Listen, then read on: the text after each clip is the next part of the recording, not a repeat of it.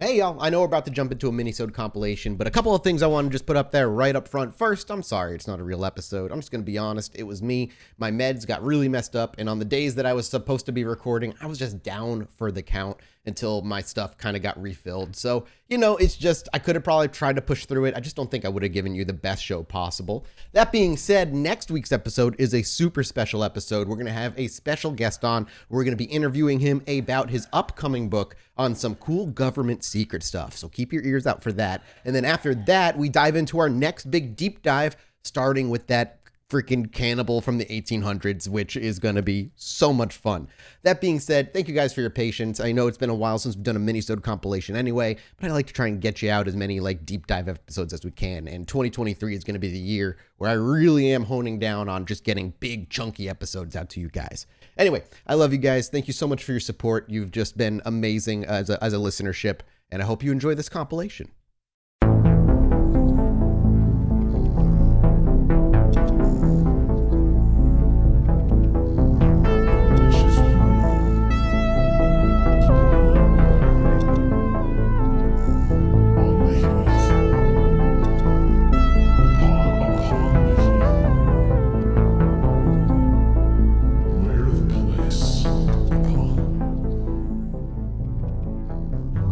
Chilluminati.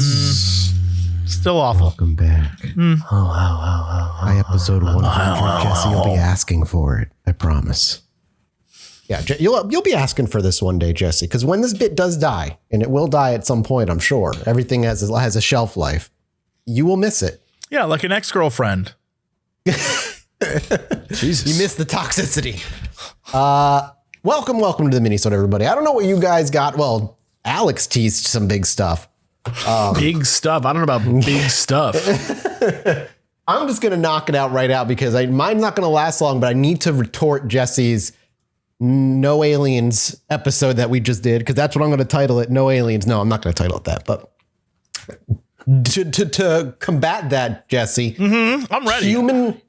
Human legs have been seen on Mars. Touche, you beat me. I know. What a fool I am. Oh boy. This is it. An anomaly hunter. We love those when we bring up anomaly hunters. People who just look at NASA images. They found a particularly odd item in this particular NASA image from the Mars rover on obviously Mars. Is it new? And it is. This is, well, the picture I don't think is new, but them discovering it. You have a is picture new. of this?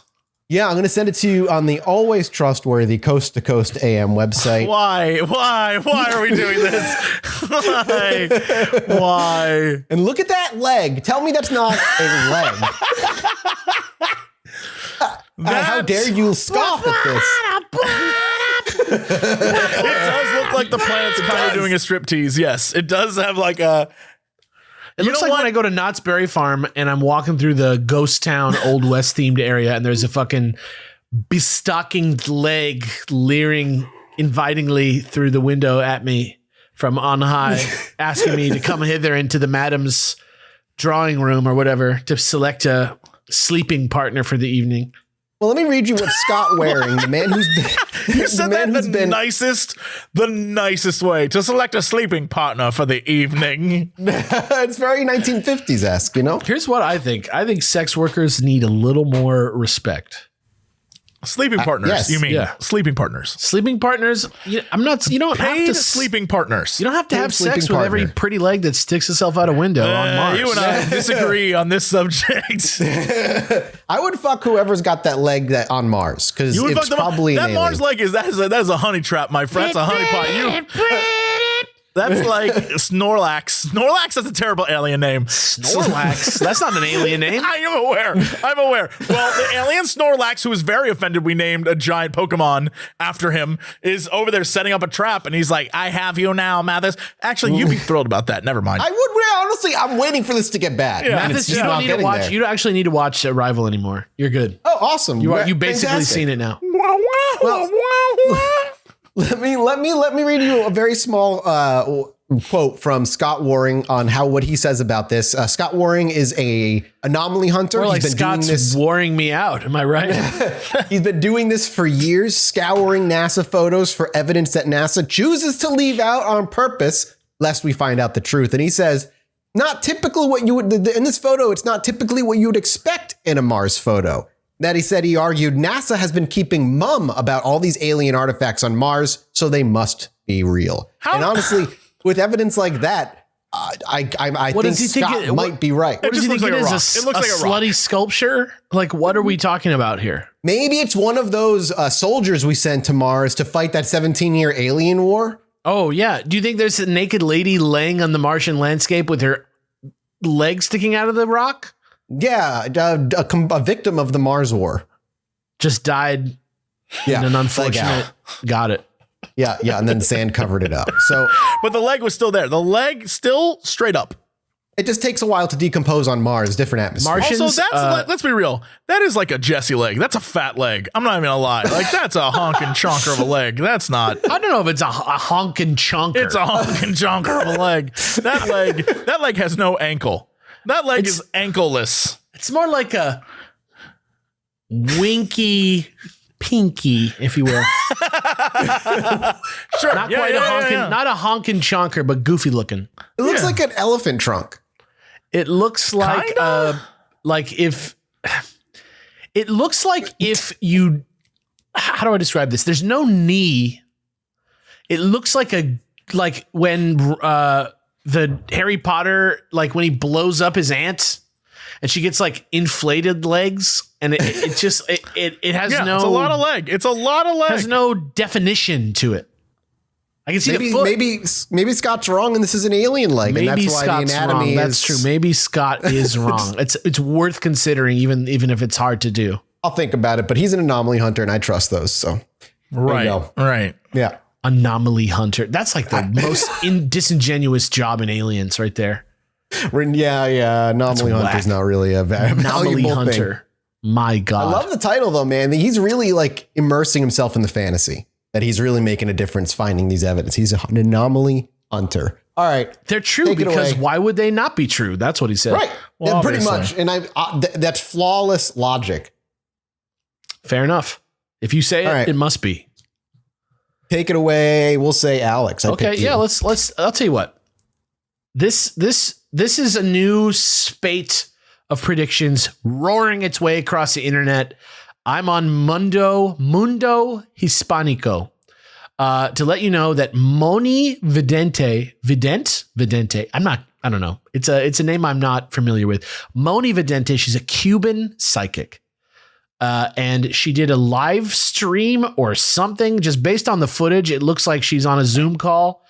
She's got some tarot cards and we have some predictions about what's been going on. But before we get started, she said that the zodiac signs that are going to be the luckiest this week, which was March 9th is when this article is from. The lucky ones this week are Pisces, Leo, Libra, and Sagittarius. So kudos to y'all. And the magic numbers this week, don't know what those are 2, 4, and 23. So can we get can we get this weekly? Can this be like David Lynch's like weather report? We just get a psychic report Friday. Moni's Moni Mondays. I don't know. Moni Mondays. So the first thing the first prediction the question was what's going to happen with the war, the ground war in Europe, first time in years and years, Russia versus Ukraine. What's going to happen here? And she said that Putin does not understand reason and is isolating himself. This has to do with the Emperor card and the Hermit card is why she's saying this. She's saying that although that is something that he does not care about because all he really just wants to have all the power and control more territories. The quote that she says is, everyone is thinking that China turned its back on Russia, but it is not like that. These two countries, together with India, will make a very strong bloc to defend themselves from NATO and the European Union. There's not much time left for the war in Ukraine to come to an end, and the president of Russia will definitely stay in this territory, she says. I don't know if she means in Ukraine or in Russia, stymied by Ukraine. Can't really tell from the quote, but that's what she said. She also said that she pulled the La Muerte card and revealed that China will stay with Taiwan after declaring war on it. Not sure what that means exactly. Stay with Taiwan after declaring war on it. Maybe that means that China will conquer Taiwan? Not sure. Also, she says separately, North and South Korea are going to be fighting, even though that's something that you could see coming, according to her. Her quote is, I've already told you that when someone starts a war, it is very difficult for it to end quickly because the other countries begin to move their geopolitics and want more territories. The European Union will have a hard time. That's what she says. And then she pulled the Hanged Man card, which said in her mind that Joe Biden, president of the United States currently, is going to be removed because he hasn't been doing a good job and has not challenged Vladimir Putin in his war against the Ukraine. I guess she's not happy with the response that we've had so far. According to CNN, in this article, Biden is analyzing the possibility of easing sanctions on Venezuela so that Venezuela can start producing more oil and selling it on the international market to reduce a global dependence on Russian oil. I don't know if that's going to happen, but I guess that's the thing that's making her upset. I don't know why they would mention it in this article. Nothing that she said in any way ties to that. The next question is, what will happen in Mexico?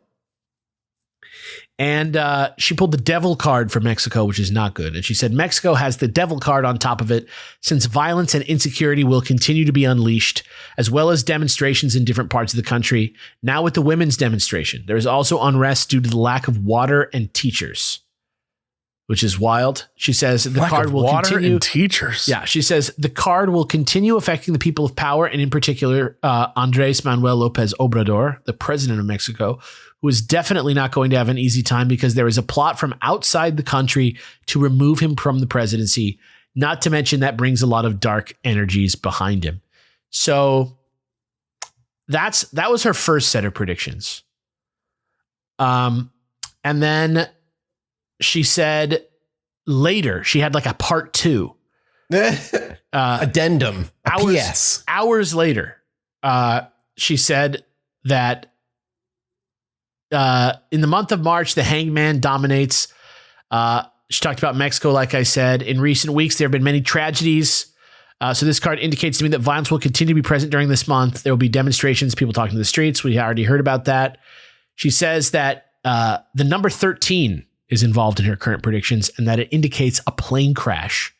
She says the attack against someone in power, someone very strong in Mexico, that will change the history of Mexico. She says this is just the beginning. The violence is still being unleashed in various parts of the country, and a solution is definitely not in sight soon, at least for this month. The darkness of the demon, the card of El Diablo, indicates to me that Luzbel is loose, along with 72 demons. I already said that President of Russia is the Antichrist. Lucifer is tempting the human to have no mercy against other humans. So that's what's going on. She says that difficult days are coming, difficult months are coming. This is the El Sol card that she pulled. She said March, September, and December are months of the earthquakes. I can see a very large earthquake, 6.9 or 7.3, so no one should be overconfident. She says the sun card is also telling her that the sun's rays are becoming more incandescent and stronger and will reach the earth. So we must continue to take care of the water. She says there's going to be a big drought in Mexico and there's going to be many months without rain, which is pretty wild. And then she made another series of predictions a couple days later. This one, negative news in 2022 has no end. She says that in March, the devil will try to appropriate all souls. She says that prophecies of the apocalypse. Month? Yeah. Bro, I'll tell you right now she's lying. I've offered mine many times and nothing's ever happened. Maybe that's the first time you thought she was lying? Maybe you're too blessed. Yeah, I mean, maybe you're too everything else pure. sounded dead on. I'm too pure? Maybe. You think it's just like my childlike Uncorrupted by media and almost completely. I just corrupted myself with serial killers. Yeah. She says Lucifer is loose with his 72 demons. She says if we want to deal with this and face the situation, she says we have to pray a lot to God and the Virgin Mary. And she's predicted that angels are going to show up to help us on March 21st to fight the devil. Yo, the 21st? Yeah. The Archangel Michael with his sword and his strength will want to completely defeat The celestial war begins on March 21st. On March 21st, you will see in heaven how the angels, the archangels, will fight against Lucifer himself. And also, this website, now I'm on another website that's like way worse. You know what sucks about this is that she put a date. And now she's going to be wrong. And there goes your career. Yeah. Hun, there goes your career, baby. Never give a date. She's getting a little too egotistical. She's starting to get those kind of cult follower vibes, like cult leader vibes. Come on, you ruined it. You ruined it. I'm also seeing a headline here that's like not related to this article. It's not clickable. I don't know. This is like might be one of those websites that like steals text from other websites. But here's just the thing. Alleged UFO was recorded in Ukraine days after lightning that destroyed Russian tanks. What's up with that? Yeah, I've seen a few UFO sightings around that. Don't know about that. Don't know what's going on there. No. It would blow my mind if something like that happened. I'll say that much. If the aliens showed up to stop the war, holy shit, that would be wild. What do you think? Because I'd have a lot of questions why they chose that and not say any of the other wars that are actually like things that have happened in the last few years. Why the Ukraine one? Ask the Borg, man. Ask the Borg why they got to stop Zefram Cochrane. Efren Cochrane. Efren Cochrane. Zefram Cochrane. Zefram Cochrane. I think it's an M. Maybe it's Zefram. It doesn't matter. Zefram Cochrane. You know? What do you got? I'm done. Tomato. Yeah. All right, Jesse, what you got? I'm looking. It's Zefram Cochrane. Yes. With an M. Anyway, what I have is something for you two, because the episode that I did, it was for me, but this is for you. Yay. For many years, the Pentagon, in connection with the Defense Intelligence Agency, ran a secretive program investigating the connection between UFOs and paranormal phenomena. Uh-oh. It's true, because UFOs might be partially kind of like a psychic existence. Over on military.com, retired DIA intelligence officer James Lakatsky and retired CIA operations officer Jim Sumovan, who both worked in the secret program, have been interviewed, and they've talked about a bunch of stuff, and this is but a wee taste. Apparently, the investigations they were involved with involved things like the USS Nimitz and its possible UFO sightings, as well as your favorite and my most detested, Skinwalker Ranch. Skinwalker Ranch, if there is one place where paranormal and aliens collide, it's fucking Skinwalker Ranch. Yeah, and that's why they were there. They say it was a property that, in Utah that's famous for being super paranormal and UFO and all that stuff. Anyway, so according to these two guys, 3 men that were sent to investigate the ranch were terrified by what they saw and left after witnessing what they described as a black void. And then, even more unnerving, was the fact that they also reported experiencing paranormal phenomena after returning to their homes, such as strange noises. That's a new development. Yeah, such as strange noises and sightings of dark figures at night. In a separate incident, this is where it gets wild. The family of one investigator who's looking into the USS Nimitz reported witnessing a wolf-like creature walking on 2 hind legs, staring through the windows of his home on 2 occasions. So a werewolf was snooping. Dude, it's the wolf from Skinwalker Ranch that was like immune to bullets. Yeah, probably. You know what? Probably. And that's when just asked about the it, however, blood-starved beast, bro. Looking for his next meal. When asked about it, the Pentagon said that they could not confirm or deny anything about these investigations or if they even took place. But that's over on military.com. So, if you want to get weird with it, there's a full article. It is much longer than what I said, but if you want to deep dive, you can. It's huge. And it talks about all the different work of this group looking into the ideas of UFOs. So it's there. I'm going to go read that after we're done with this, which is now. Thank you guys so much for hanging out. We will be back next week with yet another Minisode. We appreciate you and appreciate your support on Patreon. Goodbye, everybody. Bless. Bye.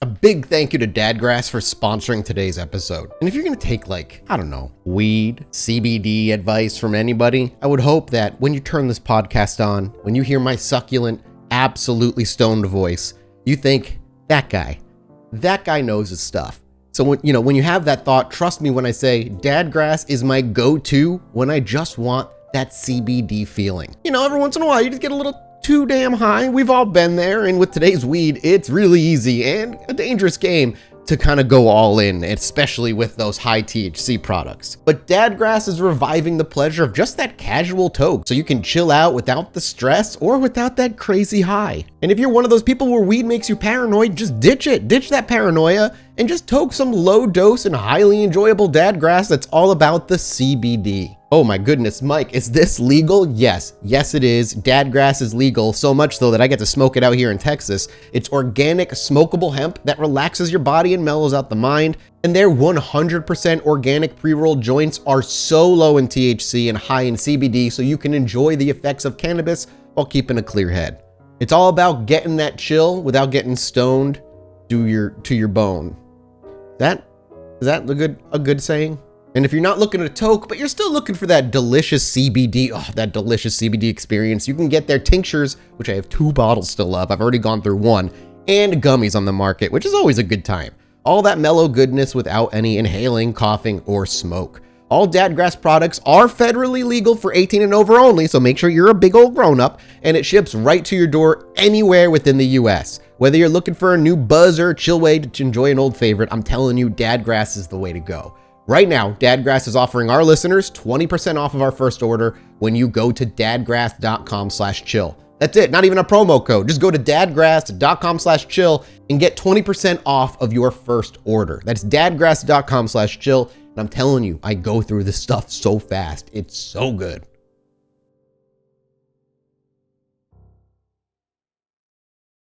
Hello, my little Chilluminats, and welcome back. No, still not cool. He's a little sad. You got a little stank on there today. I hate that. Dank a little there. nasty today. I don't know what's going on nasty. Oh, I like being a little nasty. Welcome to your Chill Mini 86, I think. I'm going to double check. We're getting almost at 100 minisodes. Yeah. This is 87. Sorry. 87th minisode. No, we're knocking on the door of 100. It's pretty raw. Yeah, it's crazy, man. I can't believe we've done this many minisodes. I don't know what you boys brought, so I'm going to hand it to you first. I've got a little bit of a spooky ghost one, yeah, I got something a lot. This should be first. There's a guy in Australia. He is a guy called Alex Tan. He is at a place called Maroochydore Beach. Maroochydore. You guys, Kobayashi Maru? No, look, watch. I'll watch. You guys just try and tell me what that says. I'm sorry, Australia. But yeah, he ran into one of those like Maroochydore corpses, like, you know, like the Montauk monster or like a chupacabra, how it's like something. He says that he thinks that it's like maybe is like a hairless possum or like a baby kangaroo. But he posted a video of it on Instagram. I'll send you guys the video now. Unfortunately, you can't like skip and scan on Instagram, which is very dumb, but you can still watch the video and see this thing. You get a very, very clear view of it. It's very, very obviously a real thing. But yeah, I don't know. Like, this guy seems pretty like not excited about it, which I like. He actually says this looks like one of those things you see when people claim they found aliens. Yeah, listen to this man talk. Yeah. And it's good. It looks like some sort of mysterious creature. I don't know what it is though. I don't know like what maybe it is. I remember the Montauk like a dead monster lizard to me. Yeah, or yeah, maybe a raccoon. It definitely looks mammalian. I don't know. The Montauk monster ended up really. The Montauk monster ended up being a dead raccoon. If you remember, that's this one. I'll send you a link to it just in case you don't remember the picture. It's from like 15 years ago or something. It looks like a big iguana or like some sort of. It looks mammalian to me, just like the way the corpse is. The skull looks very mammalian to me, but I maybe I'm wrong. I'm no animal expert. How dare you? I'm certainly no animal expert. I'm a Pokemon expert, but that's not the same thing. That's cool though. I just anything that's like a weird potential cryptid, I'm into. What do you think about it though? Like, does it look like? It looks almost identical to the Montauk monster compared to like the angle, the way it's like laid out. The only difference is the new one has like you don't see any flesh. The skull is completely like the skull is the only thing left of the face. It looks like he was eaten completely. Right. I don't know. I like how big it is. I like that it looks, somebody says in the comments that it looks like a deshelled tortoise, but I don't think so because it has a big long tail and it has like claws. Like it has like hands. I mean, this is not to like make it boring, but it could just be also like a group of like dumbass teenagers who picked up some roadkill or something, hurling it onto the beach. And like fucked along those lines. Yeah. Yeah. I mean, I don't know. It just, to me, the thing that's remarkable about it is that it's very, very clear and very, very like visible. And I don't know immediately what animal it is. The idea of it being a young kangaroo is exciting to me, but also that might just be me being like, oh yeah, Australia, kangaroos. You know what I mean? Like, I don't know. Sorry if you can hear that in the background, by the way. It's my puppy she's not happy. She's in her kennel.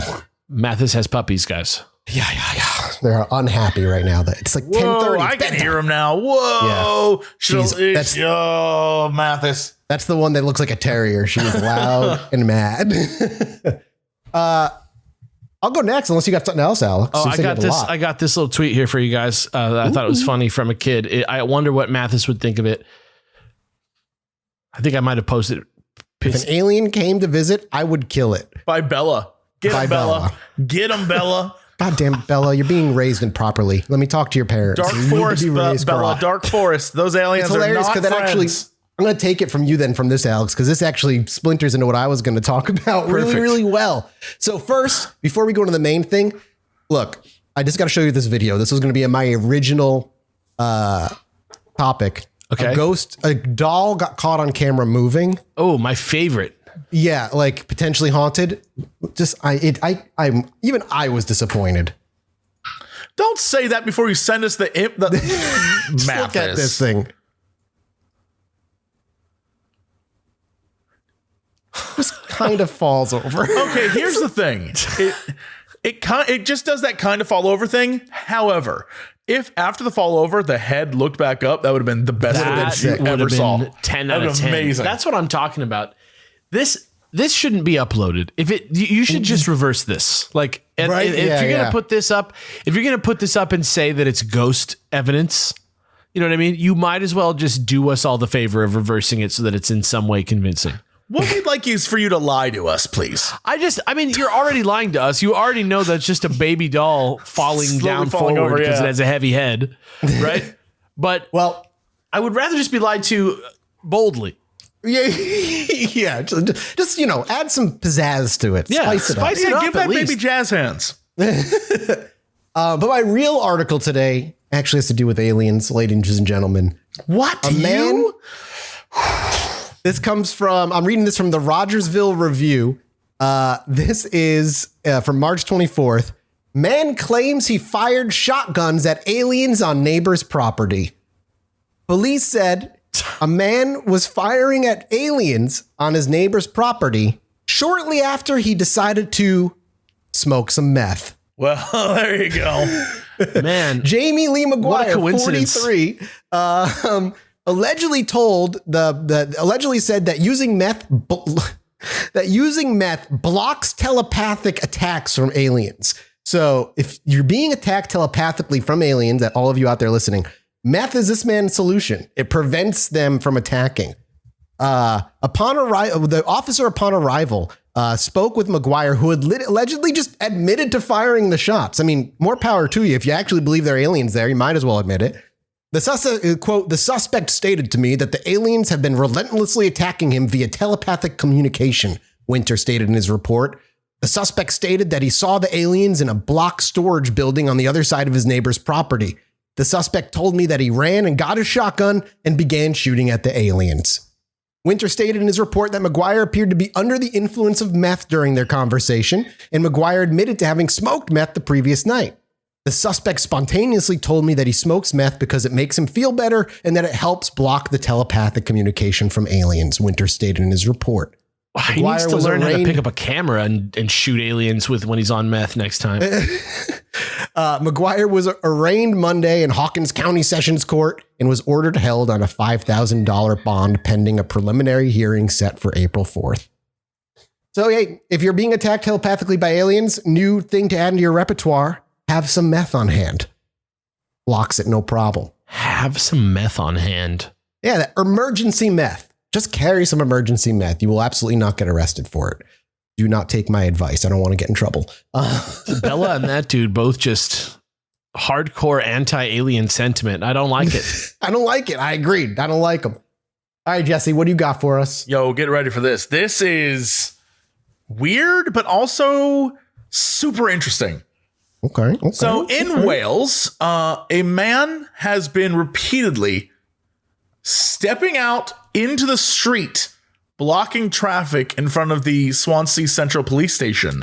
Dude, I heard about this. This is so interesting to me. He is completely mute. He doesn't say anything, and he has been arrested numerous times.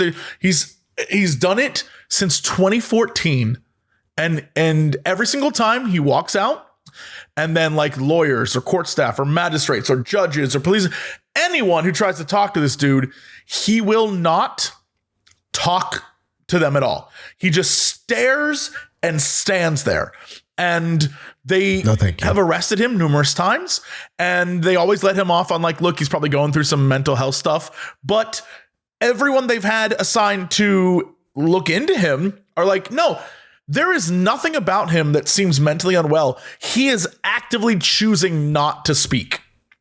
Yeah, I don't know what it is, man. To me, it feels like it's like a weird control thing, because he's like just by standing somewhere, he's like mobilizing the entire government to like do all this stuff. Like it's kind of some serial killerish behavior. He's been in and out of jail, right? Like a couple times for this, right? Well, what happens is they've arrested him for a little bit, then let him out, and he has been, according to the court filings, he's been convicted of breaching court orders to stop doing it in 2016, 2017, and 2018. And then last year he was sentenced to 42 months in prison because they were like, you can't keep doing this, bro. They're trying to make it worse for him. Yeah. At the trial, dude straight up said nothing. Didn't even say his name. Didn't acknowledge that he was at trial. Just sat there. And what's even crazier is that, again, they keep trying to be like, what is going on with this guy? Like, this seems like arrogance and insolence, and he's just...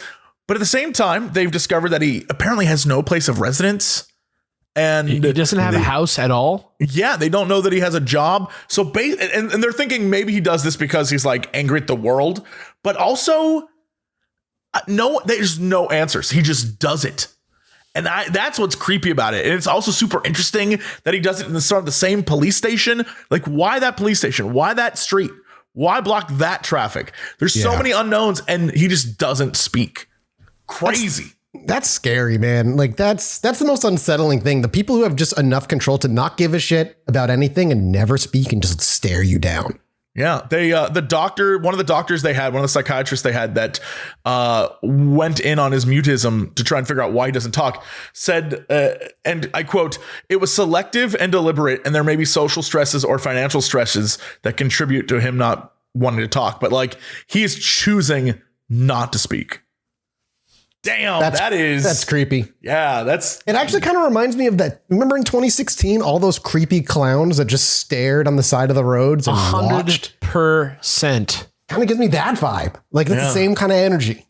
I don't like it because I think it's like cynical. That's the thing I don't like about it. I think there's some kind of weird cynical element to it. He's got some like message he's trying to spread. Like, I don't think it's like he's trying to spread it. I think it's a protest, like a personal form of protest for him. Okay. Yeah, I can see that. It's just weird. It's just weird that you won't even talk. Like you get arrested and you just don't care. 42 months in prison, still doesn't care. Yeah, but maybe you're right though. Maybe he just wants somewhere to live. I mean, maybe that's a way to go about it. But it's interesting that when he's arrested, he doesn't speak to the police. When they assign him a lawyer, he doesn't speak to the lawyer. When the lawyer assigns him a psychiatrist, he doesn't speak to that. And he does it over and over again. And they're like, all right, well, this guy's clearly unwell, but he's not like a danger to anyone, but he's just a nuisance. And he keeps doing it over and over and over and over again to the point where people are just like, all right, we have to put him away. Like, how much money is this costing people? Probably so much. So now they're like, lock him away for 42 months. And I guess that's the update on the story, because the original story is from 2021, but they updated it March 21st, 2022 as like, he's going to jail now. I'm curious if like we'll ever like hear from this. It's like a unique story, but I feel like it's one of those that'll get buried really quickly. But I'm like super interested in like his journey. I wonder if he's gonna say anything. I mean, it's been years now. Like I know it's weird. Yeah, since 2014, and he's 51 years old now. So he's been doing it for almost a decade. Dude is at that point in his life where he's not gonna like change all of a sudden. Yeah. So. I just feel like if you're just looking for a place to live and jail's your goal, there are just better ways to just get your ass put in jail real quick. I don't, but maybe that's not like maybe he has something he's trying to say against the police. Why pick that location? It's just so many unknowns. And what I think is going to be wild is when he gets out, I bet he's going to go right back to doing it again. And he's still going to be silent. I legit think that it's like he's going to go down in history as like a political activist. Maybe. Yeah, maybe. But I mean, you're not very good at it if nobody knows your message. Dude, he's crushing it, though. He's like costing the government probably $100,000 or more every time he does this. It's just costing taxpayer money, you know? That's what I'm saying. Weird. That's kind of, there's something kind of anarchist about that a little bit. I don't know. It's maybe, yeah. It's kind of funny. Maybe we're just stumbling across a message that isn't there, but hey. A lot of the comments are strangely, I guess not strangely, they appear to be on his side. Like one person says 3.5 years in jail for a non-violent crime seems super harsh. Burglars receive less than that. This one guy says like he's probably homeless, discovered a way to get a place to stay that is straight up just like you don't cause any physical harm, you don't like do anything terrible, and you get a place to stay. It's like he's daring them to do something more serious to him. Yeah. Weird. That's weird. Weird story. Well, that's it for us, everybody. Thank you guys so much for hanging out with us on this Chill Mini. Hey, ChilluminatiPod.com, May 26th, Austin, Texas. I can't wait to do it. I can't wait to go. I'm so ready, man. The LA show was so much fun. I cannot wait to do another show. And they got some people on the Patreon Discord already planning their road trip. So it's really fun to see. Thank you guys so much for hanging out. We'll see you guys next week. Bye-bye. Bye. Thank you to ButcherBox for sponsoring today's episode. And I don't know about you guys out there, but out here in Texas, one of the best ways to show your love to anybody is just through comfort food. And meat is the language of love out here. And let's be honest, going to the markets, especially on the weekend, is a headache. And to get all those succulent meats, you want to skip the crowds. Get that meal cooking so that when your family comes over, all they have to do is enjoy that delicious dinner and you saved yourself a little extra money. ButcherBox is the ultimate convenience when it comes to getting delicious, high-quality meats delivered right to your doorstep without any hassle. It takes the guesswork out of finding high-quality meats and seafood you can trust, and you're gonna get 100% grass-fed beef, organic chicken, pork-raised crate-free, and wild-caught seafood, all humanely raised with no antibiotics or added hormones. And as the price of things are just a little bit more on the expensive side lately, knowing that I'm getting a deal with ButcherBox helps me sleep at night. Plus, it's free shipping. You don't gotta pay for that stuff. It's totally free shipping in the continental US with no surprise fees. And if you're like me and don't know how to make any decisions on your own, you can choose from a variety of box plan options, which is what I do. But if you're, a creative sort, you can go ahead and customize your own box or take a curated box and then customize some of the things in that box so you can get any plan you want. Never mind that you're doing the podcast a favor if you decide to check it out, but you're doing yourself a favor too. High quality cuts are hard to come by at a grocery store, never mind at an amazing value. So just, get those member deals now and keep getting that good meat sent to you. If this all sounds delicious, because it is, I actually have bacon cooking right now. ButcherBox is offering our listeners one of their best deals yet. It's 100% grass-fed chuck roast and a whole organic chicken free when you join, plus an additional $20 off your first box. Yeah, you heard that right. 100% grass-fed chuck roast and a whole organic chicken free, plus an additional $20 off your first box. All you got to do is head to butcherbox.com/chill and use promo code chill. That's it. It's as easy as that. That's the 100% grass-fed chuck roast and whole chicken free in your first box, plus $20 off. That's butcherbox.com/chill. Use code CHILL to get this special deal. And thanks again to ButcherBox for always being a great sponsor for the show. Hello, my little Chilluminati. Is me talking intimately into the microphone more creepy after my dance story, or? It was, you can only get so, it's like being rich. You can only get so rich before you have diminishing returns on being rich. Fair. It was an endearing story. I've actually seen people give a girl $1 before. I winced, but I've seen it. It was in Vegas and it was fine, but like anyway, welcome back to the Elden Ring fan podcast. We are here. I can't wait to play more Elden Ring. Bearded dudes talking about Elden Ring together on the internet in a video chat. Now, you know what I actually do have for you today? Speaking of Elden Ring, is I have something from a website that sounds like it's from Elden Ring, phantomsandmonsters.com. Ooh, I like that. Yeah, it's that's something Tom Hanks played. That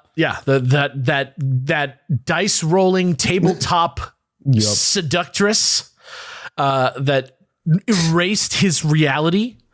No, this is an article called "River Troll Humanoid Observed and Photographed in Coastal Mississippi." Amazing.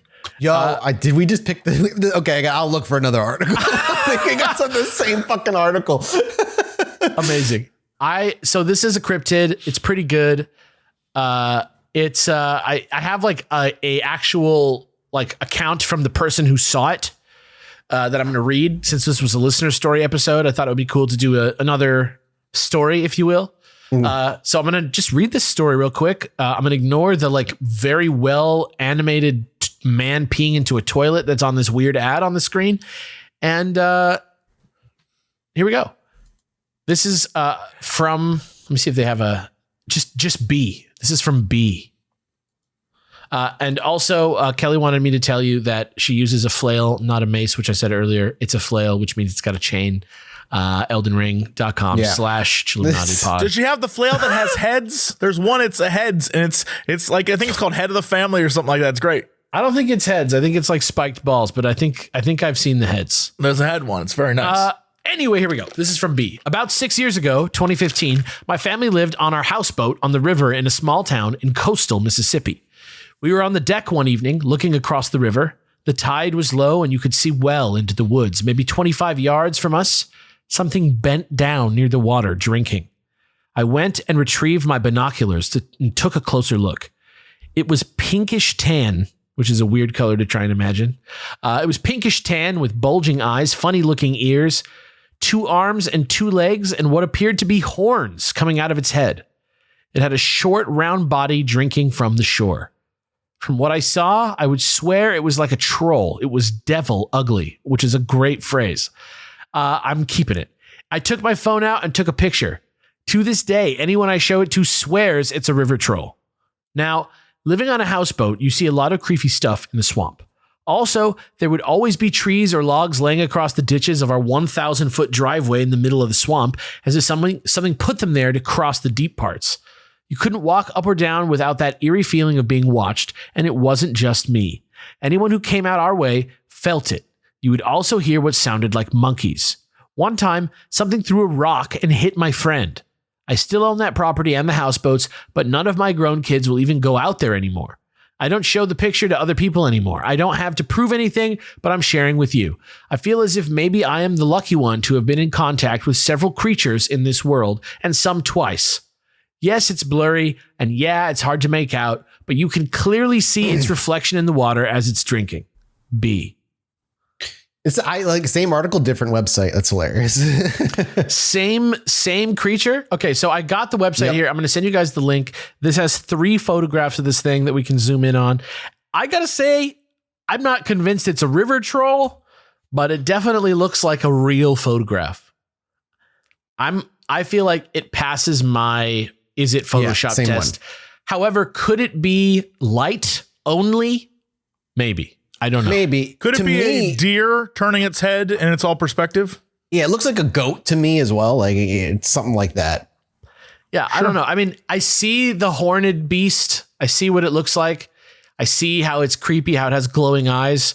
I can't really tell what time of day it is in this photograph. It's like kind of could be nighttime with like a very bright light, or it could be like daytime and just like overhanging trees. But I do see the reflection and I do see the cryptid. I don't see any sort of body. Yeah, no, it's hard to see because it almost looks like it's standing in the water. Yeah, like how the horse is in Princess Mononoke when it's just submerged coming out of the water. Have you seen Princess Mononoke? Yes, I have actually. Pretty good movie, right? Yeah, I Look enjoyed at that. That's what normal conversations are like with two people who have seen movies. Yeah, I really, I want to partake in that more. Maybe Chill Tracks. We got to watch a new one soon. Dude, I'm gonna fly you to my house. I have more movies than anyone that I know. I'm gonna sit you down in my house and I'm gonna plan you out a schedule for like 4 days. And I'm just gonna feed you food and make you watch movies. And when you walk out, it'll be like Stefan. I'll walk out as Stefan. I'll have pop culture references coming out my mouth at any given time. Yeah, I'll feel like a member of society. You'll be like all like opinionated and like alt-right, like about like Marvel movies and shit. Oh, we watch Star Wars, I see. All right. That's a problem. Yeah. But that's my cool picture. That's a cool picture. It's the same article. So I've got an article that's like a wild coincidence. I thought this was like sure. I was on unexplainedmysteries.com that has the same article. Yeah, there you go. Phantoms and monsters.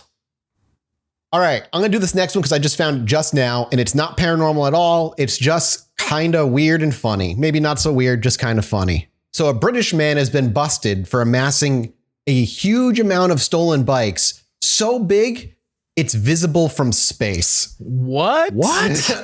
Yeah, I'll send you the link here. And you can see in the satellite image Jesus Christ. whole backyard. Were they like on the space station? Like, sir, are we seeing? What is this? Oh my God. Yo, what? Authorities That's like in the England. trash lands. It looks crazy. This is from coast to coast. Authorities in England have arrested a man who amassed a staggering amount of what they contend to be stolen bicycles, which he stacked in his backyard pile that was so enormous that it could actually be seen from space.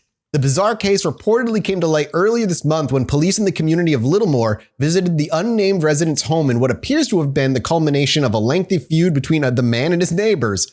I started reporting his festering collection of bikes 4 years ago, declared Colleen Butler, who was clearly over Festering collection. The amount of bikes was just ridiculous. There must have been at least 500 of them. The problem grew to such epic proportions, she claims, that rats began living in the bicycle pile, but local authorities refused to help her because they were skeptical of such an assertion. We'll just leave it there. Oh my God. God. I'll post this on the subreddit, the article. You could just see it's like a satellite image of his house, and the backyard is nothing but a mass of metal. A rat's nest, apparently. Have you ever played Shadows of the Empire for Nintendo 64? Oh my God, yes. Or that game's PC, hard. I guess, for the people who had PCs when they were in the 90s. There's a level in that game where you fight IG-88 in a junkyard, and that is what this vibe is right now. That's like one of those memories that just unlocked in my mind because of how much that picture reminded me of it. That is absolutely nuts. Listen, if he gets arrested, he should at the very least try to get into like the Guinness Book of World Records for this. It's crazy. Like, I love it. Get something out of it. I just want also like why. I wonder why. Like, what is the motivation behind allegedly stealing 500 bicycles and stashing them in the backyard? I don't know. I think it's like that movie. I think it's like that thief in Tintin who like takes everybody's wallet. And then he just has like a house full of wallets because he just has a compulsion. He loves the idea of taking wallets because he's got addicted to the activity. Yeah. He's addicted to the stealing. It's the rush of adrenaline when taking a new bike. All right, Jesse, what'd you bring us today? Oh, gentlemen, prepare yourselves. Mathis, you're going to love this. I feel like the last 3 minisodes, you've be like, I'm about to blow your fucking minds, boys. Oh, this isn't mind blowing. This is just get ready. Okay, I'm ready.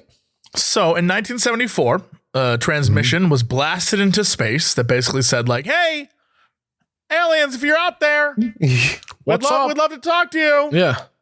Well, scientists have designed a new message to be beamed into deep space that is meant to be received, and they hope understood by intelligent alien civilizations. It is basically ones and zeros, but once decoded from binary, it has, visual graphics consisting of like human figures, as well as DNA, as well as the telescope it's being sent from. Oh, and guess what? And our representation of the solar system and where we're located. And then the Reapers came. Yeah. Scientists That's are working on this. crazy. It's called the Beacon in the Galaxy, BITG message, and it contains all sorts of things like basic mathematics and all the things that the original message in 74 did, and essentially all the updated concepts that we universally understand now, in the hopes that someone out there will find it and be like, oh, these people, we should go visit them. Obviously, they did not read Stephen Hawking, who was like, do not do this. Specifically, do not broadcast our location. This is a lot of people, when I did the previous episode about like space, a lot of people said that I should have brought up the dark forest theory, which I think we kind of did. We kind of did talk about that, which I was like, we kind of talked about that. But the concept of that is like, in the dark forest, the reason why everyone's silent is because everyone's hunting everyone.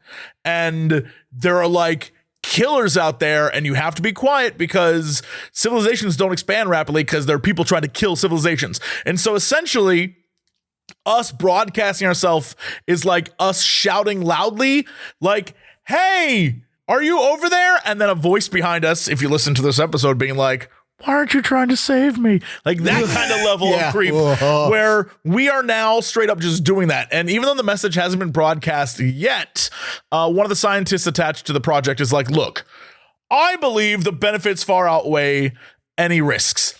And honestly, I believe that too. I have to believe that. But it smacks of desperation. Yes. Yeah. It definitely smacks of like, look, we're just trying. No one's answering and we're trying really hard. And so all I'm saying is, Stephen Hawking, my man, was like, do not do this, y'all. I don't like that at all. So here we are. Here we are. We're going to do it anyway. I'm kind of against it a little bit. Out of curiosity, do they have a date when they plan on sending this message out? Not yet. It is in the works. 2066. A draft report exists. It is at arxiv.org.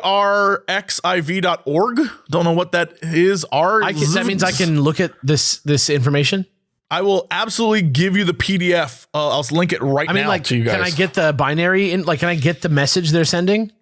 This is the report of what they're doing. You can, I'm not sure if the thing is included, but you can see. They're giving this thing to fucking aliens and I can't even see this shit? They have literally like a global cluster map that shows us in like our cluster of the Milky Way. Like, we know, like in our cloud of stars, they have where we're at. Like, if you look, this thing is crazy. It's interesting too, because like when we send this thing out, it's not going out in a 360 degree like everywhere, right? No, we're just going to blast it in directions. Oh, this is like random directions, and you think about how the enormity of space, and still like the chance of us hitting anybody. I wonder what that looks like. Like, what's the percentage? I'm literally if you scroll down far enough, it shows the mathematic operations they're going to send. It shows the exponential operations they're going to send. It shows the variables. It shows particle physics and hydrogen and DNA structures, things like that. It literally has binary illustrations of a man and a woman.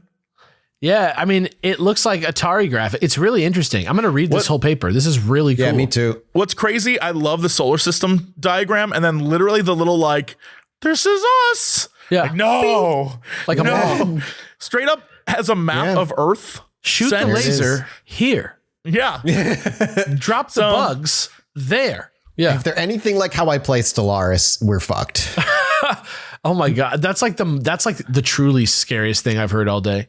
I do have one other story in the bank if you want another. Hit us with a little something. Last thought on this. I agree. I would love to send another message out. I just would remove the location. I just wouldn't put the location and just see if we get a response first, you know? Yeah. God knows if we'll ever even hear from anybody, but if it works, that would be really I mean, they got to aim it pretty good to give us a response. Yeah, I imagine they have like certain areas that just have what they assume is lit, like planets that can maybe hold life. It's a deep space thing. So the transmission alone is going to take forever to get out there. So that's true.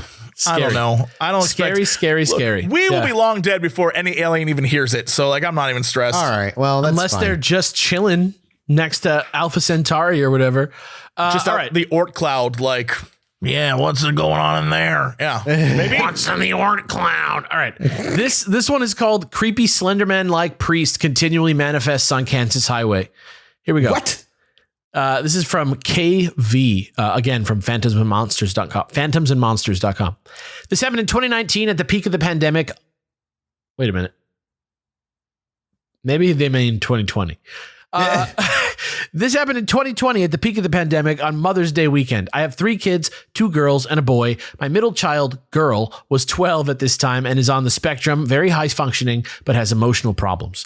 Sometimes it can become very overwhelming, and long story short, her grandmother, her dad's mother, offered to help by enrolling her in a school in New York. We live in Colorado, so it's a little far, but I've always allowed them to go on vacation there to see that side of their family.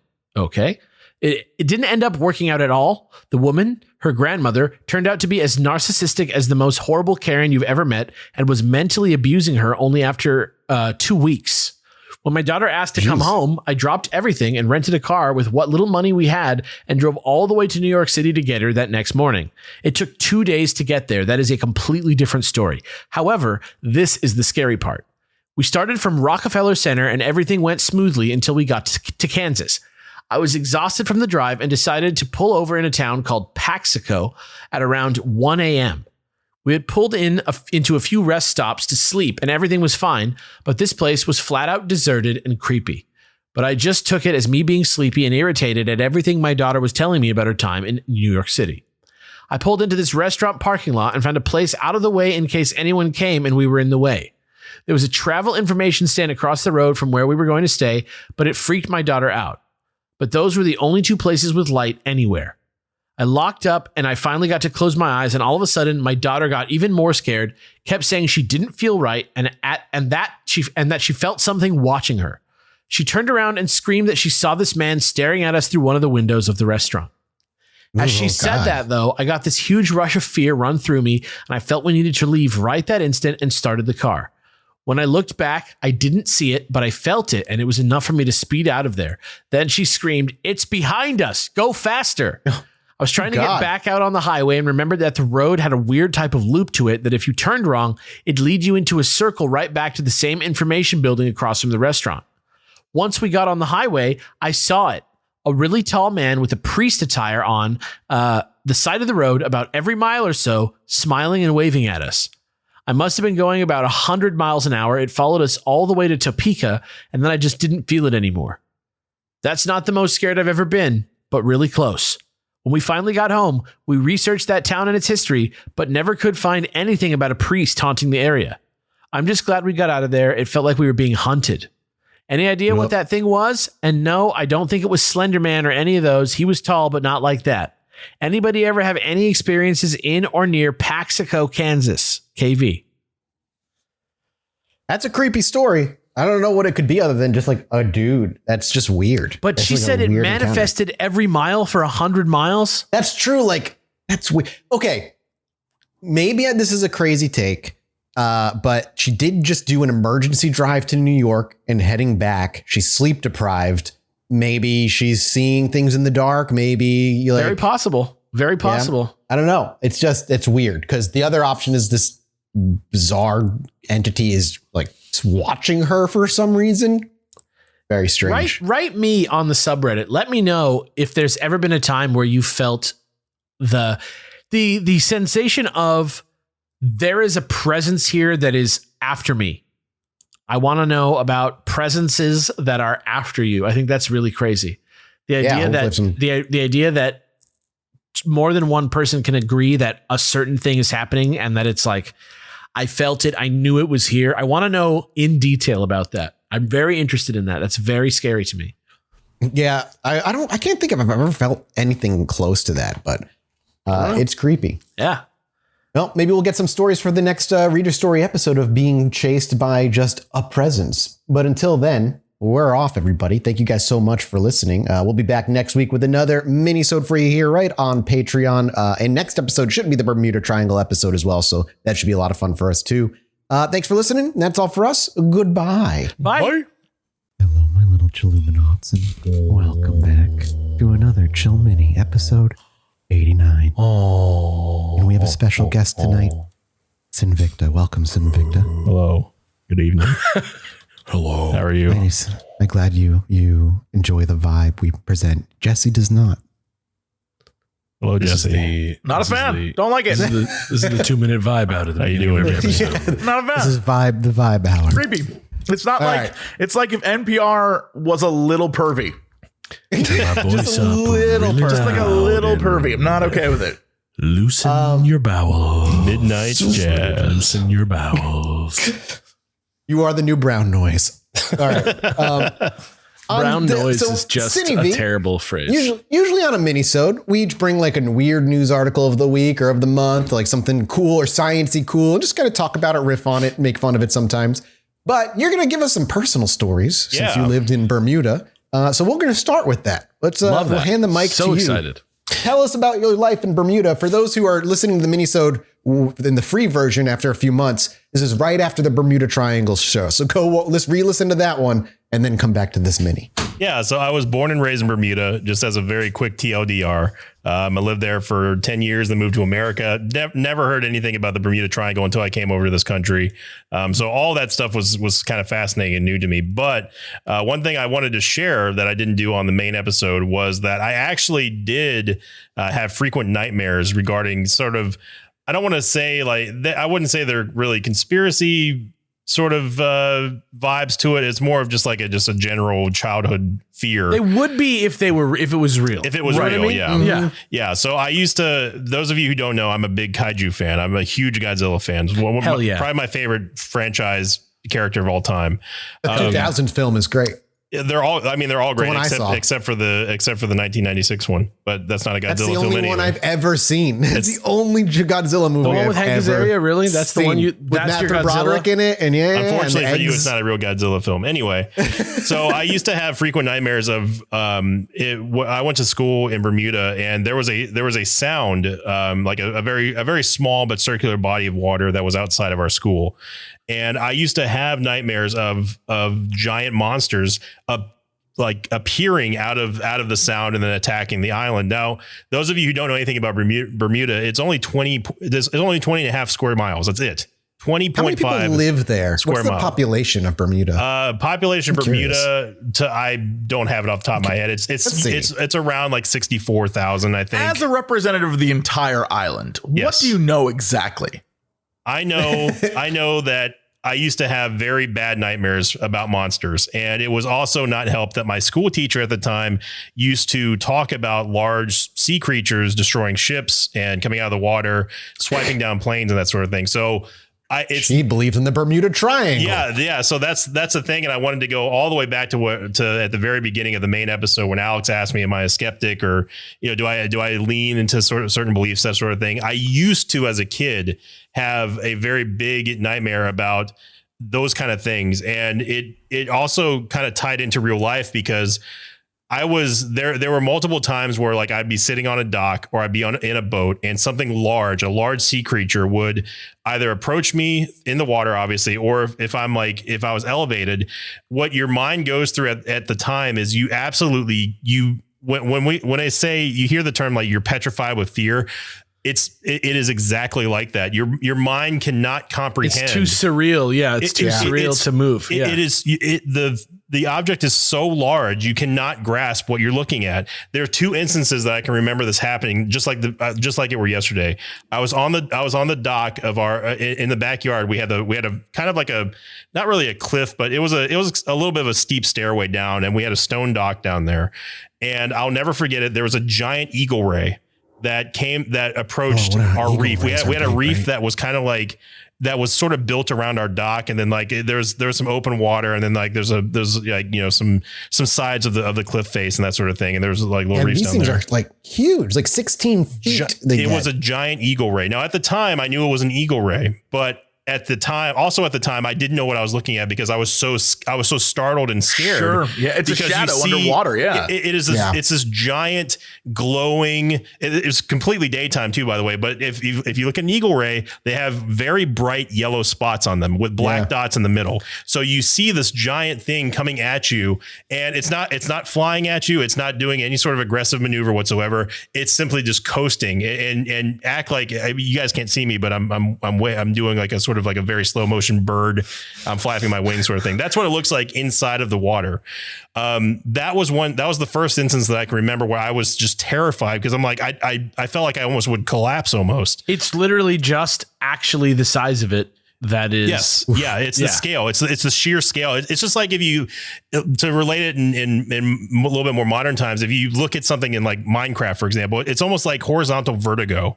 in a way where if you go up so high and you look down, some people, I experience it in video games sometimes where if I know that I'm at a high elevation and I fall, it even happened in WoW, I would get the sensation like my stomach kind of like churning a little bit because it's like you're falling. It's kind of like that feeling, except tilted to a horizontal plane. Okay. That's what that feels like. The only other time that I can clearly remember something like that happening, I told Jesse and Mathis this. I was in the crow's nest on a ship, on a fishing vessel it was a family friend. It was a very large ship. And I was just bored that day. My dad and our friends are there out fishing. I just wanted to go up in the crow's nest. And while I was up there, I saw something moving perpendicular to our ship. The boat that we were on was probably, I'd say 30 feet, maybe. That Jesse fear. Yeah. It's a fairly big shipping or fishing boat.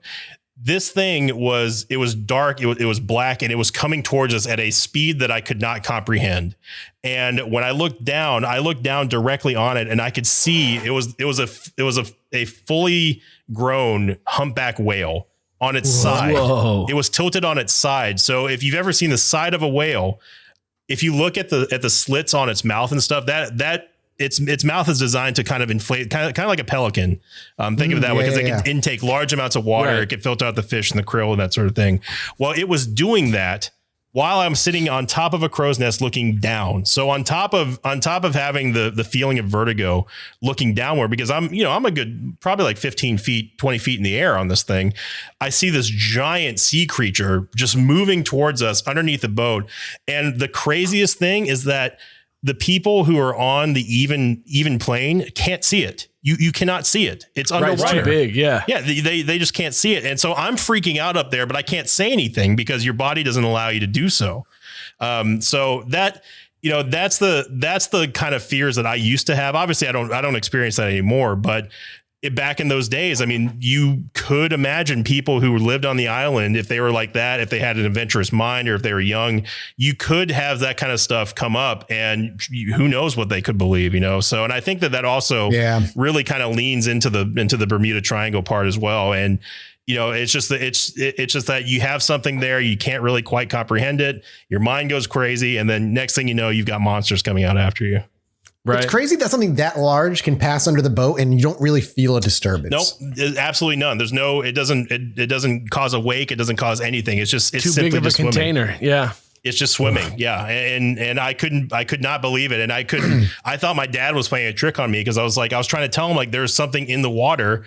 But if you go down, if you've ever been on a boat and you look straight across the water, even if it's a light seas, like it's not even choppy or anything like that, all you see is water. You can't see underneath there unless if you're looking down. That's the only way that you can see inside of the water. And that's where the fear comes in, because there's just stuff under there and you can't see it. That's terrifying. Fascinating, beautiful stuff, Jesse, and also delicious stuff as well. Terrible, very eat you stuff. Nah. Eat or be eaten. That's what I always say. I used to want to be a marine biologist, so I was always inspired by learning about the animals in the sea, and I still love the sea, even though I don't do anything that contributes to society these days and age. I still love watching documentaries. I love eating the idea fish of the ocean. Yeah. The ocean, we can't survive without it. I mean, it is the lifeblood of the planet. And I've always enjoyed it, but that's why whenever I hear stuff about the Bermuda Triangle, and people, even to this day, people like, if I say, hey, I'm from Bermuda, they're like, oh, so you lived in the Bermuda Triangle? Like, yes. The only thing they know. Yeah. I would say yes. Yeah. I just say yes. I'm like, I lived in the Bermuda Triangle. They're like, well, what is it like? I'm like, well, it's pretty much the most beautiful place in the world. I don't know what else you want me to say. I don't know where any of my friends are. They're gone. They keep disappearing. It just keeps happening. I was old when the world was young, that sort of thing. Yeah. That's cool, man. The big creature thing is like fucking scary. It is so scary. But it's a tangent off. Oh yeah, go ahead. No, I'm just going to say the best way I can describe it for people who don't understand it. The feeling is literally it's horizontal vertigo. Think of it, if you have a fear of heights, it would be like that, but translated to you standing straight up, looking directly at something instead of down at something. That's what it feels like. I get that feeling looking at hotels in Vegas. They're too big. I've never gone to Vegas, but I got you at some Vegas point. is great, man. What if we did though? I'm down. We'll do a live show in Vegas. You want? Dude, I would love to do that. God, yes. That'd be super fun. Let's do it with like at a burlesque show with like Oh, it'd be so sick. like dancing girls on the sides. Yes, please. That'd be awesome. I would go to Vegas, not even to do the show, just to go. I haven't been there in so long. Right? It's a I'm vibe. going to tangent off of the large creature thing, though, because I'm bringing something really cool to the table that's scientific and not at all fake. Okay, This comes that's from usually when it goes crazy right here. But I'm gonna double twist turn you. I'm actually being honest. This comes from the BBC. Tanis, a fossil of a dinosaur that was killed during the actual asteroid strike, What? has potentially How been is that found. possible? How could you possibly know that? How that I'm gonna seems link- I'm gonna link impossible. It would No, let me- it would let have me been read. vaporized, right? Let me read. No. So what it's just the leg, and there's indications that it was ripped off the body by what they concluded maybe what was a huge tidal wave that crashed into them and ripped it off. Let's read here. The limb, complete with skin, is just one of a series of remarkable finds emerging from the Tanis fossil site in the U.S. state of North Dakota. But it's not just their exquisite condition that's turning heads, it's what these ancient specimens are purported to represent. The claim is the Tanis creatures were killed and entombed on the actual day a giant asteroid struck the Earth. The day 66 million years ago, when the reign of the dinosaurs ended and the rise of mammals began. Very few dinosaurs' remains have been found in the rocks that record even the final few thousand years before the impact. To have a specimen from the cataclysm itself would be extraordinary. We see a fossil turtle that was also skewered by a wooden stake. The remains of small mammals in the burrows they made, skin from a horned triceratops, the embryo of a flying pterosaur inside its egg, and what appears to be a fragment from the asteroid impact crater itself, which is how they believe it's from the same possible day. That's And they fucking go on wild. to say, quote, "We've got so many details with this site that tell us what happened moment by moment. It's almost like watching it play out in the movies. You look at the rock column, you look at a fossil there, and it brings you back to that day," says Robert De Palma, the University of Manchester, UK graduate student who leads the Tanis dig. It's now widely accepted that a roughly 12-kilometer wide space rock hit our planet to cause the last mass extinction. The impact site has been identified in the Gulf of Mexico off the Yucatan Peninsula. That's some 3,000 kilometers away from Tanis, but such was the energy imparted in this event, its devastation was felt far and wide. The North Dakota fossil site is a chaotic jumble. The remains of animals and plants seem to have been rolled together into a sediment dump by waves of river water set in train by unimaginable earth tremors. Aquatic organisms are mixed in with the land-based creatures. The sturgeon and the paddlefish in this fossil tangle are key. They have small particles stuck in their gills. These are the spherules of molten rock. Smeagol. Of molten rock kicked out from the impact that then fell back on the planet. The fish would have breathed in the particles as they entered the river. The spherules have been linked chemically and by radiometric dating to the Mexican impact location, and in two of the particles recovered from preserved tree resin, there are also tiny inclusions that imply an extraterrestrial origin. Quote, "When we noticed there were inclusions with these little glass spherules, we chemically analyzed them at the Diamond X-ray synchrotron near Oxford." Well, that sounds like it's from Fallout, first of all. I know, it's a hilarious name. "We were able to pull apart the chemistry and identify the composition of that material. All the evidence, all of the chemical data from the study suggests strongly that we're looking at a piece of the impactor, of the asteroid that ended it for the dinosaurs." The existence of Tanis and the claims made for it first emerged in the public sphere, I guess, in 2019. So yeah, I mean, that's the long and short of it. I can go on forever. The article's really, really long. I'll link you guys to the article. But this is basically, they were saying, is like nearly impossible of a chance to come across. That something like this is like a 1 in a trillion chance. It's just impossible. And the fact I that love they have how it, just slightly doubtful the headline seems. right? It's like there's the it's picture too, of the it's too good to be true. So that even the headline's like, this fucking scientist says he found this. But yeah. You could see the ptero embryo in the egg further down. The leg that was ripped off at the is the first image you're looking at. The fact that they like found the fish with remains of this shit in it. That's nuts, man. This is crazy if this ends up being true. Yeah, I wouldn't have believed any part of it until I saw David Attenborough. Now I'm curious. Yeah, it seems like there's enough evidence here right now that it's a very, very good chance. They have a pterosaur egg with a pterosaur baby inside that's super rare. There's nothing else like it from North America. It doesn't all have to be about the asteroid, they say. So there's all kinds of evidence here, and it's all like lumped together, and it would have just been caused by this. Like, imagine seeing this thing coming off from the distance. You can just see it coming. This huge wave and a bunch of energy. Just very similar to what Sinvicto was just saying. Like, I would just be like I forget what movie it is, or maybe it's just I'm thinking of Halo at the end when they're fighting, and then they see the thing coming, and they both just stop, and they like. Yep. Oh, yeah. It's just over. He's exactly. There's no running. David Attenborough, like, that's cool that it's the skin of a triceratops there. Yeah. That's crazy that you can see the skin. Yeah, that reminds me of there was it was a long time ago, like maybe not long ago, but maybe like 5 years. There was some documentary where they reconstructed like the tendon of a Tyrannosaurus or something, and they said, oh, if you look really, really closely, like they were able to extract the DNA. Like, it was total Jurassic Park. And the only thing I remember was that this paleontologist, she was like, I'm holding like the tendon muscle of a Tyrannosaurus Rex or whatever. And that's fucking wild. That's cool. Yeah. I do remember that, actually. It was on YouTube. I know. And like, I was like, that looks like a dog, like, chew toy on there. Like, I've always been fascinated with the idea of just seeing what color dinosaurs were. Like, think about that. Yeah. Like, no one knows what color dinosaurs were. Yeah. That's all the Jurassic Park Greek movie statues. Stuff. Yeah. All of it is just like a best guess. No one has a clue. Yeah. Do you think blue was actually blue IRL?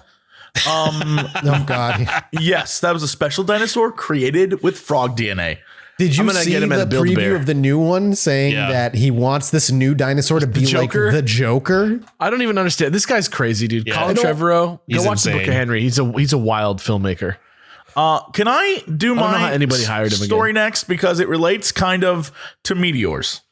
Yeah, I'm super down for that. But I just thought that was super cool, man. I love that shit that they found like this treasure trove of like super rare shit. That's really a very Jesse story for you to choose, and I feel like I picked a very Mathis story. Today was a day of facts for me. I'd have like one of those, and now I have like 4 months of absolute nonsense. I'm very disappointed. I was expecting Mathis to fly off the. I thought I was going to hear like, oh yeah, but check out this article. I saw Cthulhu come out of Bermuda. It's like I like to believe, but I think these boys can both attest to, there's like a line I have, and a lot of it is like that fake science-y like garbage of like hollow earth and flat earth. When it's and the Bermuda lazy, it's no fun. When it's lazy, it's no fun. And the Bermuda Triangle kind of almost falls into like a little lazy by the people who are conspiracy nuts about it, because they just don't put any effort into it. Still, Jesse, what do you got for us? I've sent you a lovely link, gents. I'm looking at this. Yeah, this is interesting. Oh, that's mountain, and there's smoke coming out from behind the mountain. This is the Lazy Mountain. It is in Alaska. It is north of Anchorage, next to a very small town called Palmer. I think has like 1,500 people. But there was on Thursday this very strange smoke appearing from the mountain. And people started to get weirded out. They had no idea what it was. It was this bizarre cloud that appeared over the mountain, and there are no planes or anything flying over there right then. And they couldn't figure out what it was. People thought, well, we gotta go check this thing out. So of course, everyone got all worked up. They thought it was like a UFO or maybe a meteor. It deadass looks like a waypoint marker, like on my map that I set. Yeah. And they were like, maybe a plane crashed, or maybe it was a top secret weapons thing. Either way, the literal authorities, Alaska State Troopers, Alaska Rescue and Coordination Center, everyone went to go investigate this, because clearly if it was a plane crash, they need to know. So the state troopers said there's no reports of any crashes. There's no reports of any planes in the area doing anything. A rescue helicopter was sent over to the Lazy Mountain to find if anything was there. Zero signs of a crash. Zero signs of aircraft. What was this smoke from, y'all? So then people were like, well, maybe it was a meteor. Maybe something fell out of the sky and landed. It looks And- pretty thicky to be like a meteor. Yeah, it's very thick. It would have had to be a big asteroid. Yeah, and they're like, oh, well, maybe it was a satellite, but that seems strange. I feel like they would have heard that crash. So in the end, this is what the investigators said was what they think it was. Further investigation revealed that a large commercial jet was flying in the area around the time. And hey, those photos, they were probably taken from an angle, and the aircraft was, some sort of trail behind the aircraft. And that's what that's supposed to be. And the atmosphere at the time is what makes it look the way it does. Now, gentlemen, look at that image and tell me that's what that is. That feels like that's like Roswell levels of lies. Yeah. What angle? It's going straight up into the air. Yeah, I feel like there's no. It looks like Angle a dust devil that's like really big. does. And yeah, this it looks like a is giant one. dust devil. I kept this photo for the end. This is the other photo taken of the incident. So there's another angle then. I know I'm saying a little dust, like a giant dust devil, and that would be a tornado, but this is. That's something though, right? That's something though. Yo, that is okay. You remember when Oh, the man. boyfriend and the girlfriend, they're in the Ferris wheel at the end of Cloverfield? Cloverfield, And yes. Yeah. That's I was just gonna something say that, though. yeah. Something goes in the water. That's what That's that not is. a plane. They could have said anything, but a plane doesn't make whatever. Like it basically looks like. Looks like a tic tac. Yeah, it looks like something falling. Like it's clearly something falling out of the sky, smoking. It looks like Avengers, like dead ass. Yeah, It's a so sky bizarre graboid. looking. Yeah, exactly. It's a sky It does graboid. kind of look like a graboid, but made of smoke. Yeah, Yeah. and that's. They just don't know what it This was. is a genuine UFO. And then they went to the area and there was nothing. Smoke Well, cleared and there was nothing. It'd be an unidentified falling object there, Mathis. Yeah, it's still, you know, Still a it applies. UFO. Yeah. That's crazy. Still legit. That's nuts that it actually looks like there's some physical Yeah, object that at the thing very in the tip. nose of the smoke is pretty and damn good. Yeah, and it looks just like kind of like a tic tac shape. I love that shit. That's that for you, puts me buddy. right back That's in the for you. realm You made a- of you made it aliens make an are involuntary real. sound. And if they That was are, pretty good. If I was an alien, I would be abducting people from the Bermuda Triangle because everybody already believes, everybody, I mean, it's a perfect cover. How do It's we a know that perfect this cover. didn't come from Bermuda? I mean, we don't exactly, and it's in Alaska, which is like way out there, Which is like so right it's a next really to good Bermuda, place. man. Yeah, it's like really close. But like if you look at the thing that I did, because I was curious about the plane thing, if you look at the Anchorage, Alaska airport, it is straight up on the path that leads over the mountain. So like it could be in theory possible. And I understand what they're saying, but the photo of this thing is like not what they're saying. It looks at like all. doesn't look it looks like anything a like it. space lander. Like it looks like like John Glenn is going to get out of there. Yeah, it's crazy looking. Well, Yeah. he's going to get out of there, but he may not be too happy afterwards, judging Yeah. by the speed of that thing falling. And he may not have even gone anywhere, if you know what I'm saying. Man. You're gonna get punched in the face by that man. You better watch it. Yeah, dude, I know.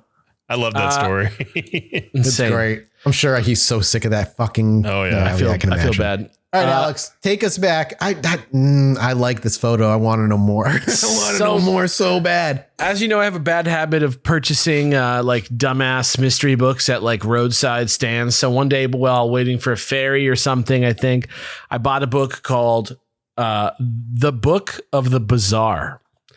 So I'm going to read a little snippet. I'm going to try and do this for a little while, as long as I can find more and more of my weird books around my house, where I'm just going to randomly read a little excerpt from one of these books every time I find one. So this one is about haunted cemeteries across the United States, from a book called The Book of the Bizarre. It says there's endless accounts of ghost sightings in the most logical of places, graveyards.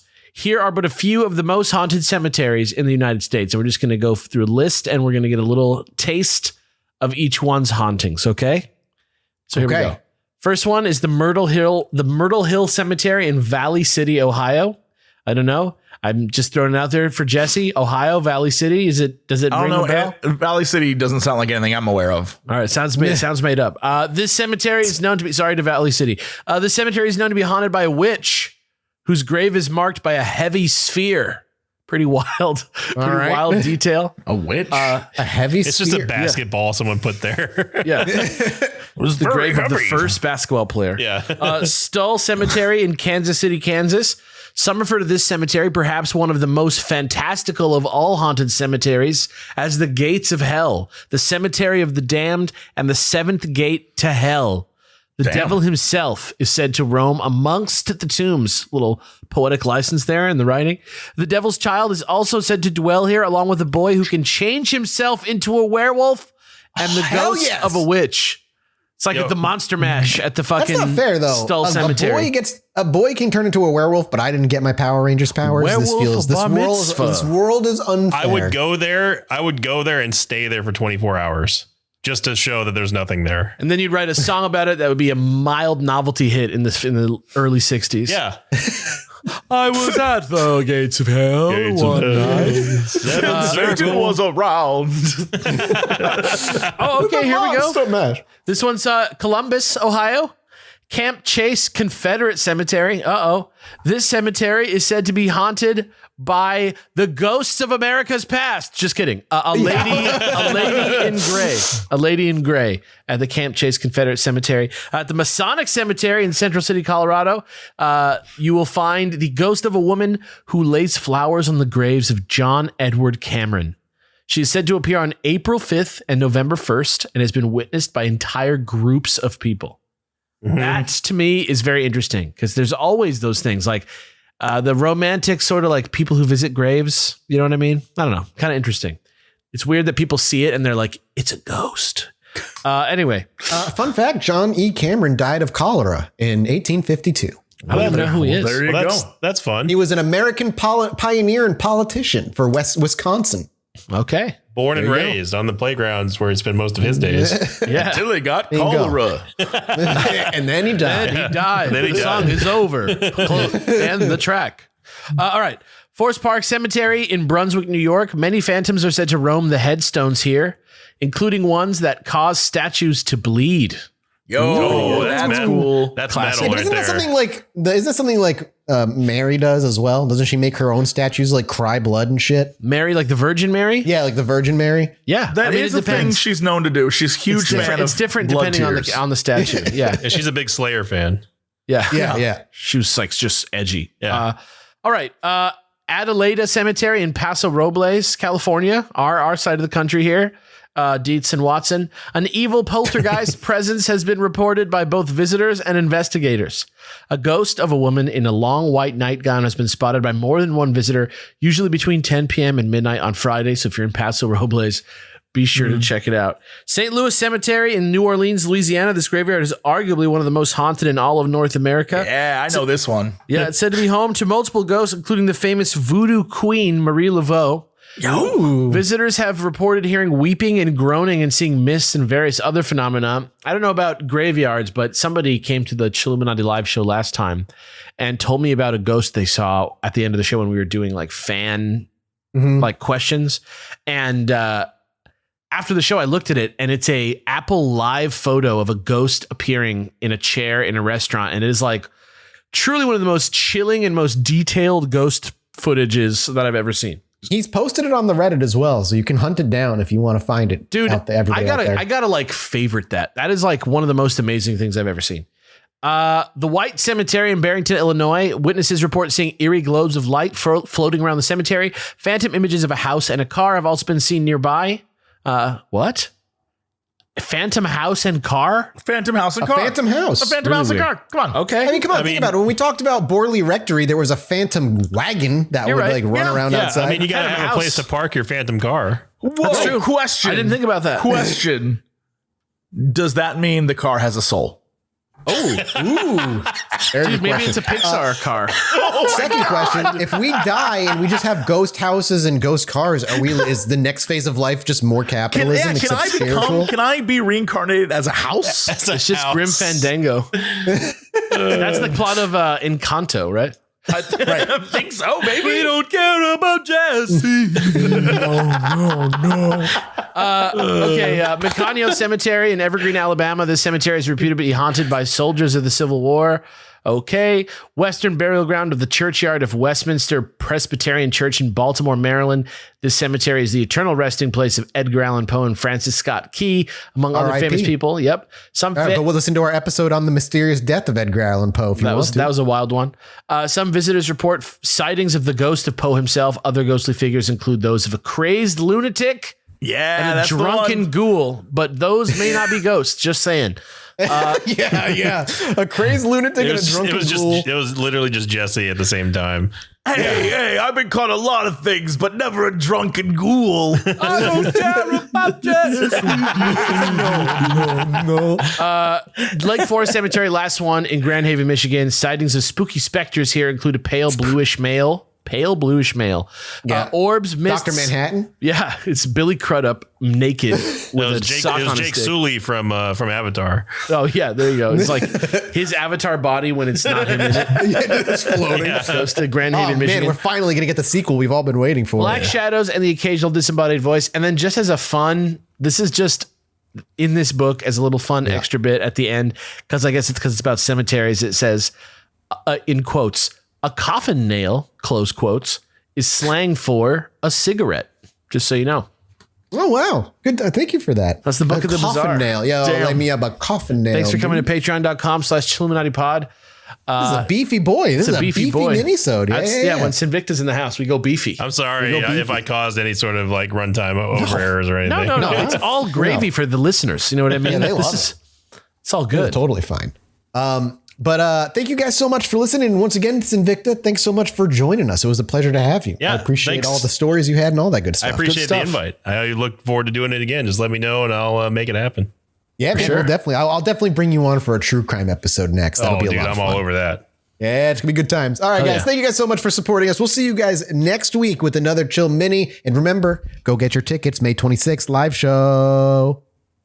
Peach. See ya. Bye. Audio down. Bye.